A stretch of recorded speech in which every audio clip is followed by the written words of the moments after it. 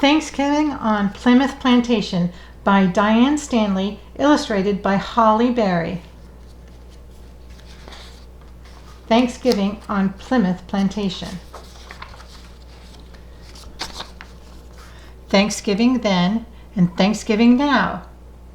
In Thanksgiving then they ate venison, deer meat, Jerusalem artichokes, bread, chestnuts and walnuts, boiled eels, sea bass, goose, beer, ducks, stews, beets, shellfish like clams and mussels, cod, deer kebabs, boiled rabbit, ground cornmeal, beans, squash, turkey with puddings, and an ancient New England standing dish of pumpkins. Thanksgiving now we eat roast turkey with stuffing and mixed nuts, olives and pickles, cider, turnips, cranberry sauce, jellied cranberry sauce, apple pie, cranberry orange bread, mashed potatoes, carrots, boiled onions, squash, gravy, pumpkin pie, and dinner rolls and cornbread.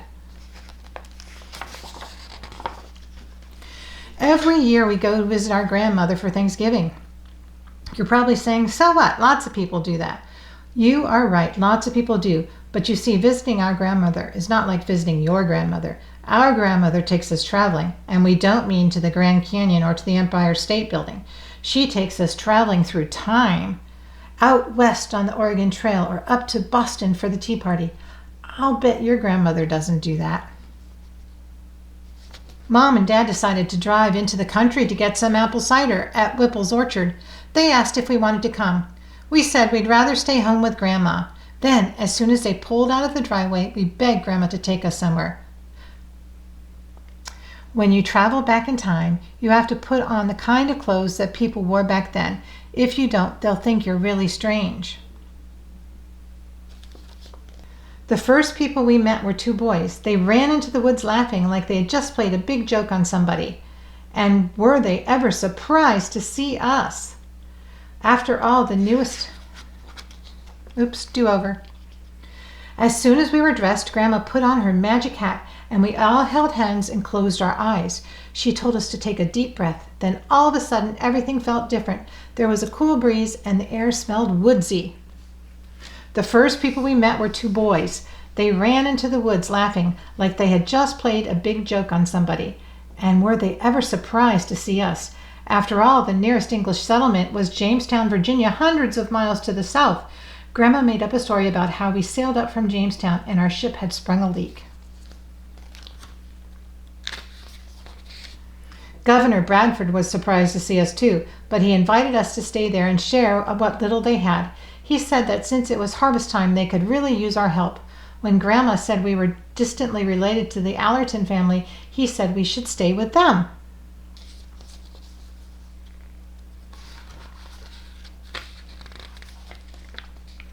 A lot of people lived with Mr. Allerton. There was Isaac Allerton and his three children, Bartholomew, Remember, and little Mary. But some of them weren't relatives at all. They were people whose families had died or who had come to America alone. The house was just one big room with a fireplace at one end. That's where they did their cooking. It was dark inside because the windows were small, and they didn't even have glass in them, just paper soaked in linseed oil. The floor was made of packed down dirt. There weren't enough chairs for everybody, so we sat down wherever was handy.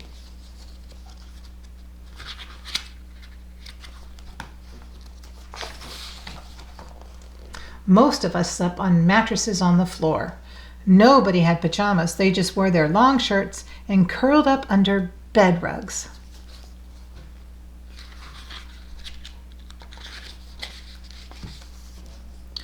We got up early the next morning and everybody had a job to do. We went down to the spring to fetch water. Others brought in wood for the fire or fed the chickens or milked the goats or picked shallot herbs. That's vegetables from the garden. Grandma helped make breakfast, but don't imagine pancakes and bacon. It was mostly leftovers, which they call relics. Goose broth with goat's milk cheese and porridge made from Indian corn.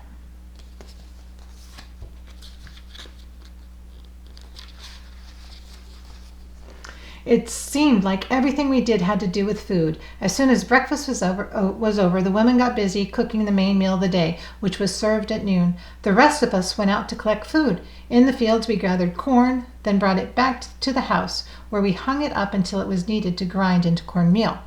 We picked barley and, of course, lots of pumpkins. Can you guess what those were? Pumpkins. Other people went out hunting or fishing or gathering clams and mussels and eels.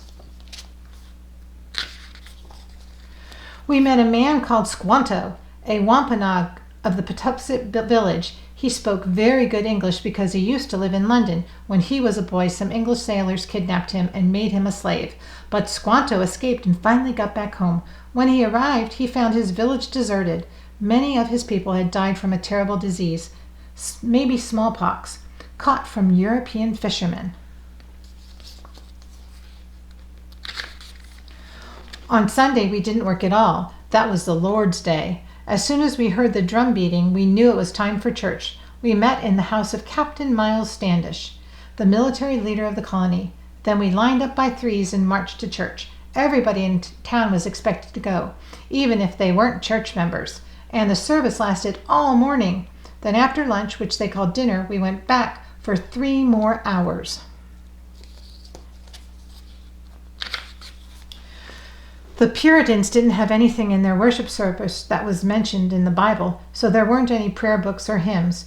There wasn't an altar with candles. There wasn't any heat either. So some people brought little foot warmers filled with burning coals. We kids sat with the women and were expected to keep quiet. The only time we got to open our mouths was to sing psalms and say amen.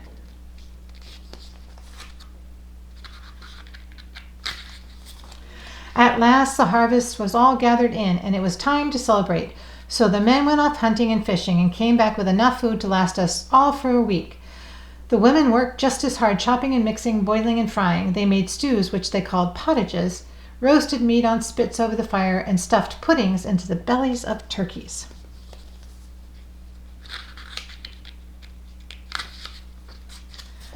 The guest of honor was Massasoit, a Sachem or chief of the Wampanoag people. He arrived with about 90 men, and they stayed and ate with us for 3 days. Some of the men who came with Massasoit were hunting and brought back 5 deer as gifts for the most important colonists. Even with such a big crowd, there was plenty of food. Of course, nobody had a table big enough to seat 140 people, so we ate all over the place. The important men like Governor Bradford and Captain Standish and Massasoit sat at the head table and had the best food. The rest of us ate inside or outside at tables or on the ground. It was kind of like a big potluck supper. We helped set the tables and serve the food and clear the dishes away. That's what children and unmarried young people were expected to do.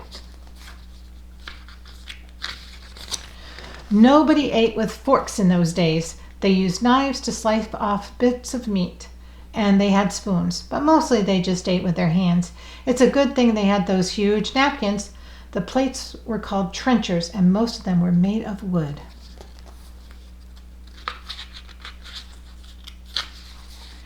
After dinner, we played games like stool ball and pitching the bar. We had races and wrestling matches. While we were busy playing games, the men exercised their arms. That doesn't mean they did push-ups. It means they shot at targets with their muskets. Finally, Massasoit and his men thanked us for the nice party and went home to their village. We took down the tables and washed the tablecloths, and everybody got back to life as usual. They had been through the hard first year and had another hard winter ahead. We hated to say goodbye to our new friends, especially Remember and Bartholomew, but we had to go home and help Grandma cook Thanksgiving dinner. So Grandma put on her magic hat, and faster than you can say Happy Thanksgiving, we were back at Grandma's house. A few minutes after that, Mom and Dad came home with a bag of apples and 2 gallons of cider.